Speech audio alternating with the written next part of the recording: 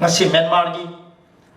mayam Myanmar chapirama mayam siyawiramani chattaba kyam siyaramani Myanmar gi maitei singa Manipur ga yamna tight yamna afaba mari sagalamabani 2016 to 19 gi period covid matam sibawata segi matam sidaida aikoi several times akoi chacharure ngasidi Myanmar chappa ngamdre Myanmar gi mandle da leba maitai sing maitai lan thokpa ngamdre maitai lon na maming thon base officially ayab ide aikoi sagai nya da chalaga su Myanmar da thungma matamda Myanmar gi mandle gi yum amata da aikoi leibagi right Myanmar government na ide aduna hojik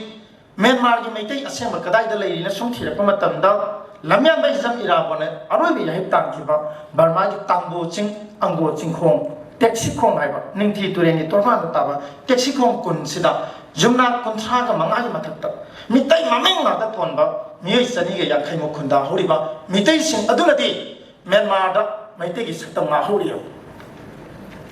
atoba lon gi mameng amu tholok da aduna maitai gi phajaba saktam do kala dana Burmese ningol anina maitai di yum pal horiyo aduga mandle dana sahi humbadra surabi humpu surabi mitai ningol kayama yum pal horiyo kari dama aikoi gi ise atopada yan sangan ningde aikoi sirabasu maitai gi i oina sigine lai horiyo aduga ma i jingdugi manungdani kamala covid-19 na lai khiri